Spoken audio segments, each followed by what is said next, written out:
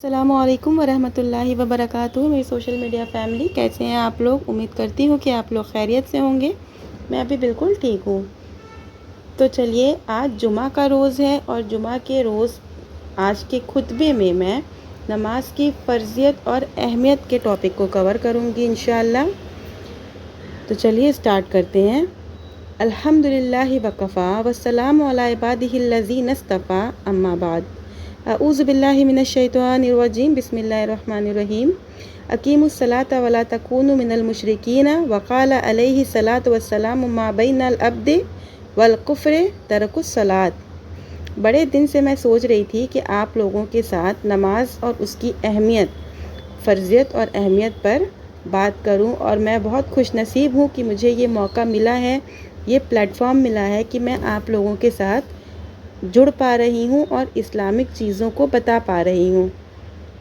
اللہ رب العزت نے ہمیں مسلمان کے یہاں پیدا کیا ہے اور یہی ہمارے اوپر سب سے بڑی نعمت ہے اس کی، ورنہ اس زمین میں کروڑوں انسان ہیں جو اللہ اور اس کے رسول کو نہیں مانتے ہیں۔ پھر آپ یہ جانتی ہیں کہ اسلام کا کلمہ یعنی لا الہ الا اللہ محمد رسول اللہ مانے اللہ کے سوا کوئی معبود نہیں جس کی عبادت کی جائے اور جس کو سجدہ کیا جائے، اور محمد رسول اللہ صلی اللہ علیہ وسلم اس کے بندے اور رسول ہیں اور ہمارے لیے نمونہ ہے۔ آپ نے جیسے اللہ کو مانا، اس کی عبادت کی، ویسے ہی ہمیں بھی اللہ کو مانتے اور اس کی عبادت کرتے رہنا ہے۔ یہ کلمہ تو دل اور زبان سے اللہ کے معبود ہونے کا اقرار ہے، لیکن عمل سے اسی کا ثبوت دینے کا نام نماز ہے۔ اللہ معبود اور انسان اس کا بندہ اسی وقت ہوتا ہے جب وہ اس کی عبادت بھی کرتا ہو اور ایسے ہی کرتا ہو جیسے اللہ نے بتایا ہے۔ رسول اللہ صلی اللہ علیہ وسلم نے کر کے دکھایا ہے۔ اللہ رب العالمین نے اپنی کتاب قرآن پاک میں فرمایا ہے کہ اے مسلمانوں، نماز کے پابند رہو اور مشرکوں میں نہ بنو، اور اس کے رسول نے فرمایا ہے کہ بندہ ہونے میں اور کفر میں نماز کا فرق ہے، یعنی ایک مسلمان نماز پڑھتا رہے اور نماز کا پابند ہے تو اللہ کا بندہ ہے، اور نہ پڑھے تو وہ شرک کرتا ہے اور کفر کے قریب ہوتا ہے۔ اگرچہ بت پرستی نہیں کرتا ہو، وہ اللہ کا انکار نہیں کرتا، پھر بھی اللہ کا حکم نہیں مانتا ہے اور منمانی کرتا ہے۔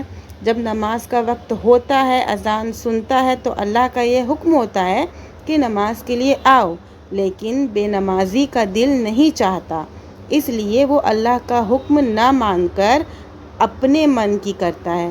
تو پھر تم ہی سوچو کہ اس نے کس کو مانا؟ اگر اپنے من کو مان لیا تو پھر اس کا معبود کون ہوا؟ وہ کس کے حکم کے سامنے جھکا؟ اس آیت اور حدیث سے آپ کو یہ بات سمجھ میں آئی ہوگی کہ اسلام میں نماز کی کیا اہمیت ہے۔ ویسے تو قرآن پاک میں 100 سے زیادہ آیتوں میں مختلف انداز سے نماز کا حکم دیا گیا ہے، لیکن جیسا کہ آپ جانتی ہیں کہ اسلام کا معنی فرما برداری اور اللہ اور اس کے رسول کے حکم کو ماننا ہے۔ اس لیے مسلمان کے لیے ایک ہی آیت اور ایک ہی حدیث نماز پر آمادہ کرنے کے لیے بہت ہے، لیکن میں تو اس وقت یہ بتانا چاہتی ہوں کہ نماز کی پابندی کرنے کی ضرورت کیوں ہے۔ آج میں آپ کو بتاؤں گی یہ چیز کہ نماز کی پابندی کرنے کی ضرورت کیوں ہے۔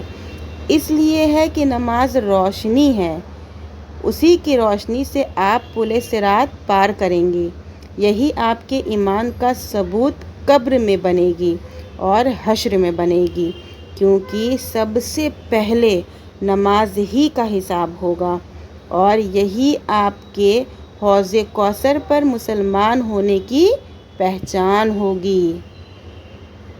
اگر نماز ہی آپ کے پاس نہ ہو تو قبر میں نجات ملے گی، نہ حشر میں، نہ حوض کوثر پر جانے پائیں گی اور نہ پل صراط پار کر سکیں گی۔ تو نماز کی پابندی کرنا شروع کر دیجئے۔ یہ ساری باتیں میں اپنی طرف سے نہیں بتا رہی ہوں، یہ ہمارے رسول اللہ صلی اللہ علیہ وسلم کی بات ہے اور قرآن پاک میں پروردگار عالم کا ارشاد ہے۔ آئیے میں آپ کو ذرا تفصیل سے بتاؤں۔ مشکوٰۃ شریف کی روایت ہے اور عذاب قبر کے بارے میں ہے کہ 2 فرشتے منکر اور نکیر قبر میں میت کو سوال کرنے کے لیے اٹھاتے ہیں تو ایسا سما ہوتا ہے جیسے دن ڈوب رہا ہو۔ اس وقت مومن بندہ نماز کی فکر کرتا ہے کہ کہیں دن نہ ڈوب جائے اور میری عصر کی نماز چھوٹ جائے۔ وہ کہتا ہے کہ مجھے نماز پڑھ لینے دو، اور یہی اس کے مومن اور نیک ہونے کا سب سے پہلا ثبوت ہوتا ہے۔ بتاؤ، جسے نماز ہی کی فکر نہ ہو، روزہ آیا تو نماز پڑھ لیا ورنہ سال کا سال غائب، تو بتاؤ کیا عصر کی نماز کا دھیان آئے گا؟ پھر کیا ہوگا؟ حدیث میں آتا ہے کہ رسول اللہ صلی اللہ علیہ وسلم نے فرمایا کہ قبر سب سے خوفناک اور آخرت کی پہلی منزل ہے۔ جو اسے پار کر گیا تو بعد کی منزل آسان ہے، اور اگر نہیں پار کر سکا تو بعد کی منزل بڑی کٹھن ہوگی۔ سوچو قبر کے لیے کیا رکھا ہے۔ اور چلو یہ حدیث ذرا غور سے سنو۔ رسول اللہ صلی اللہ علیہ وسلم ایک بار قبر پر تشریف لے گئے، صحابہ اکرام ساتھ تھے۔ آپ نے فرمایا کہ میں اپنے بھائیوں کو دیکھنا چاہتا ہوں۔ صحابہ اکرام نے سوال کیا کہ اللہ کے رسول، کیا ہم آپ کے بھائی نہیں ہیں؟ آپ نے فرمایا کہ تم میرے ساتھی ہو، میرے بھائی ابھی نہیں پیدا ہوئے ہیں۔ صحابہ اکرام نے فرمایا کہ پھر آپ ان کو پہچانیں گے کیسے؟ آپ نے فرمایا اگر کسی کے پاس کالے گھوڑے ہوں گے اور ان میں ایک شخص کا پیروں اور چہروں کا سفید گھوڑا ہوگا تو کیا وہ اسے نہیں پہچانے گا؟ صحابہ اکرام نے جواب دیا ضرور۔ آپ نے فرمایا حشر میں میرے سامنے آئیں گے تو ان کے ہاتھ، پاؤں اور چہرے وضو کے اثر سے روشن ہوں گے، وضو کے اثر سے روشن اور چمکدار ہوں گے، اور انہی سے میں پہچان لوں گا کہ میرے بھائی ہیں، یہ میری امت ہے۔ کیا ہم حشر میں رسول اللہ صلی اللہ علیہ وسلم کو اپنی پہچان کرانے کے لیے وضو کرتے ہیں اور نماز ادا کر رہے ہیں؟ نہیں، تو پھر نبی صلی اللہ علیہ وسلم ہمیں حوض کوثر پر کس پہچان سے آنے کی اجازت دیں گے اور ہماری شفاعت کیسے کریں گے؟ پھر رسول اللہ صلی اللہ علیہ وسلم ہی کی حدیث ہے کہ سب سے پہلے قیامت کے روز نماز کے بارے میں سوال ہوگا۔ اگر نماز پنجگانہ پابندی سے ادا کیا تو ٹھیک، ورنہ بڑی دشواریوں کا سامنا ہوگا۔ اس کا اندازہ یوں کیجئے کہ جب آخرت میں نیک لوگ جہنمیوں سے سوال کریں گے کہ تم کیسے جہنم میں چلے گئے، تو ان کا سب سے پہلے یہی جواب ہوگا کہ لم نکو من المسلمین، ہم نماز نہیں پڑھتے تھے، یعنی نماز جہنم میں جانے کی اولین وجہ ہوگی۔ ایک حدیث میں رسول اللہ صلی اللہ علیہ وسلم نے فرمایا کہ نماز روشنی ہے۔ علماء نے لکھا کہ جب پل صراط پار کرنا ہوگا تو نمازی کی نماز ان کے لیے روشنی دے گی اور وہ پل صراط پار کریں گے، ورنہ جہنم میں گر کر اسی میں جل جائیں گے، جن کی نماز نہیں ہوگی، جو لوگ نماز نہیں پڑھتے ہوں گے۔ رسول اللہ صلی اللہ علیہ وسلم نے یہ بھی فرمایا ہے کہ جو شخص بے نمازی ہوگا وہ قیامت کے روز فرعون، قارون، نمرود اور رشداد رابی بن خلف کے ساتھ اٹھایا جائے گا۔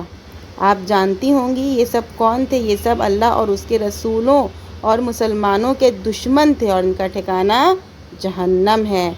پھر ان کے ساتھ جو اٹھایا جائے گا اس کا انجام آپ خود سوچئے اور یہ بھی اندازہ کیجئے کہ روٹیاں پکاتے ہوئے بھاپ لگ جائے تو ہماری کیا حالت ہوتی ہے۔ ایک پل چین نہیں، دوائیں آ جاتی ہیں، لوگ ادھر ادھر دوڑنے لگتے ہیں کیسے آرام پہنچایا جائے، لیکن وہاں تو کوئی نہیں پوچھے گا جہنم کی آگ سے آپ اپنے آپ کو کیسے بچاؤ گے۔ ایک بار رسول اللہ صلی اللہ علیہ وسلم حضرت عائشہ رضی اللہ تعالیٰ عنہ کے پاس تشریف لائے اور دیکھا کہ رو رہی تھیں۔ آپ نے پوچھا، عائشہ کیوں رو رہی ہو؟ انہوں نے جواب دیا کہ جہنم کو یاد کیا اور رونے لگی۔ پھر ام المؤمنین حضرت عائشہ نے رسول اللہ صلی اللہ علیہ وسلم سے پوچھا کہ کیا اس دن آپ کام آئیں گے؟ آپ نے فرمایا 3 وقت ایسا ہوگا جب کوئی کسی کو نہیں پہچانے گا۔ ایک جب نام اعمال کے لیے میزان رکھا جائے گا، دوسرے جب نام اعمال دیا جائے گا، اور تیسرے جب پل صراط پار کرنا ہوگا۔ ان تینوں وقتوں میں کوئی کسی کو نہیں پہچانے گا، جیسا کہ اللہ تعالیٰ نے فرمایا یوم یفر المرء من اخیہ و امیہ و ابیہ و صاحبتہ و بنیہ لکل امر منہم یومئذ شأن یغنیہ۔